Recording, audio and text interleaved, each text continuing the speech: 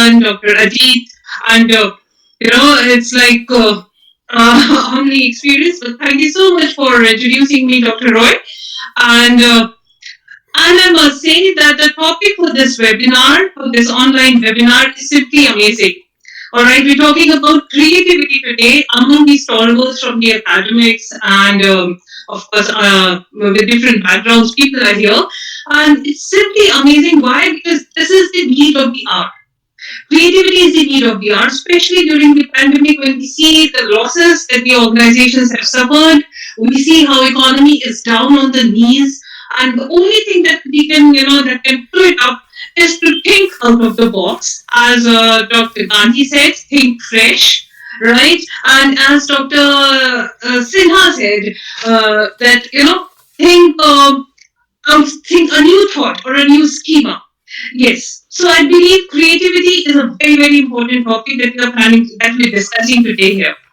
And before I go ahead talking about creativity, whether it is an inspiration or execution, what defines it, of course, as said by many speakers before me, that both of it is required, and to me, it appears more like a chicken and an egg story, whether you need inspiration or you need execution. Yeah. So before I go and delve deeper into it, in front of the industry leaders that I have here, I'd like to just bring about some facts in front of you. All right. So if we look out and see, how patents in academics is one of the things that we all look for. So we academicians and we are and entrepreneurs and businesses, we all know how patents work for us, and it's an output of innovation.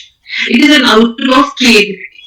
And if we do this, whenever we're talking about innovation, technology, creativity, we look westwards. We look westwards towards US and other developed countries. And where are we then? Where are we? Why that is not happening amongst us? Look at the kind of patents that are being filed. You see US topping all throughout. Only a little change in 2019 that China has picked up.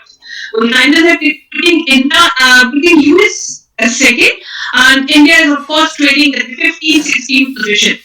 Alright, that's really sad. And it's more sad because we in India churn out innovators, technocrats, only engineers, 15 lakh engineers annually.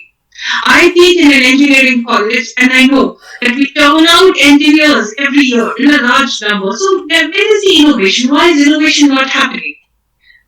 Is it not happening? And when I say it is not happening, I think it would be a biased view, because if I turn around and I see a word that pops up in my mind when I say creativity, creativity, India, the third word that pops up in my mind is jugaad.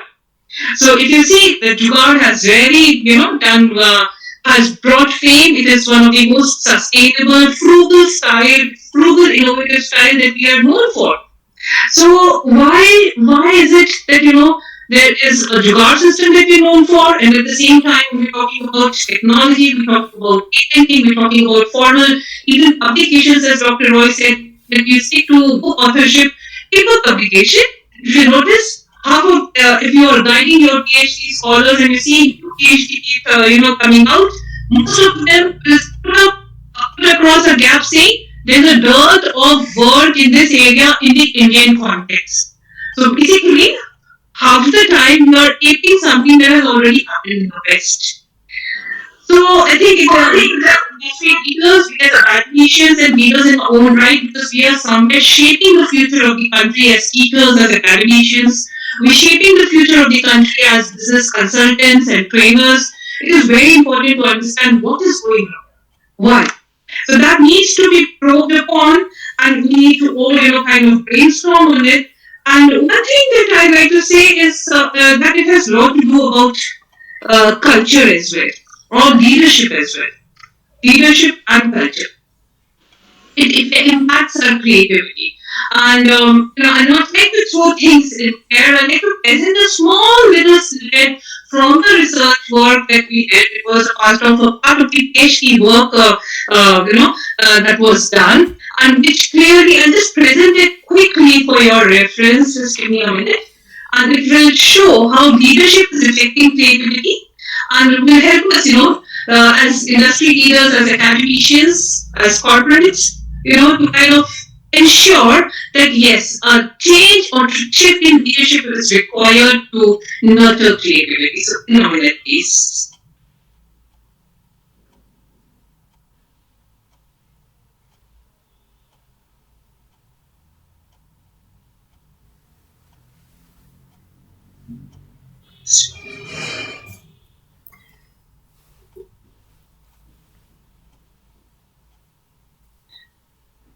So I'll just present this to you.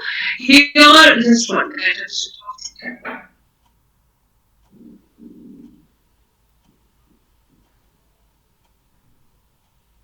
Yeah. So if you notice, this is a part of the research work that we did, and it talks about authentic leadership and creativity in Indian startups. Now, there was this work was deliberately picked up because Made in India was the motto of our Prime Minister, and a lot of startups are coming up. And we can see a change in the corporate fabric that is there, and how creativity is nurtured through leadership. So, does leadership affect creativity? That was the part of the work, that we aimed at exploring with the basic premise that creativity and innovation are indicators of firms' performance. So our economy, our businesses will grow if we have people who are creative, who are innovative, right? And leaders do contribute to the firm's performance. So with that background premise, we went ahead looking for research questions like authentic leadership and employee creativity, talking about new kind of leadership, authentic leadership, which is more transparent, right? And what is the mechanism that translates authentic leadership into employee creativity? What goes into it? So I'll not take much of your time. All I'll do is just briefly talk about the variables that we study. Of course, we studied authentic leadership, its impact on employee creativity, how does it affect work engagement, employee task proactivity, and the moderating role of cultural values. Alright, so we have a unique culture. So what is the moderating role of cultural values? Where we took horizontal collectivism. Right? So here we go. I'll not break you through take you to the painful task of literature, but yes, all I can say is that there's a positive relationship between creativity and work engagement, authentic leadership and creativity, proactive work engagement and creativity, right? And this is, I should, and also I'd like to tell you, as we've been talking about creativity most of the time, we developed a creativity scale here so that can be further used because, the scale that's already existing was only talking of two dimensions. So we went ahead discussing, developing the scale here and moved on. Just one moment. I'll show you my research models so that, yeah. Based on the literature, we believe that authentic leadership affects employee creativity. Authentic leadership affects work engagement. If an employee is engaged, happy at work, feels for his work, is creative, and not to forget, creativity affects performance. And employee task, if he is proactive in nature, it also affects his creativity.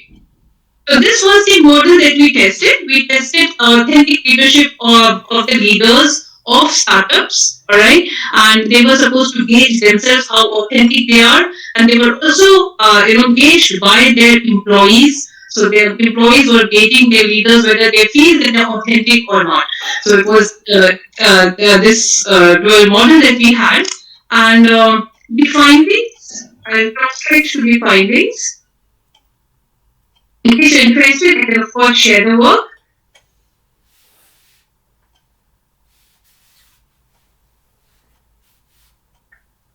Please come to the findings, not taking much of your time.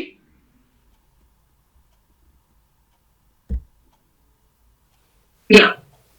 So the findings were that yes, authentic leadership impacts creativity, mediated strongly by work engagement, mediated partially mediation, but yes, it does mediate, proactive work behavior, and of course, moderating effect of horizontal collectivism, the cultural value. So, in all,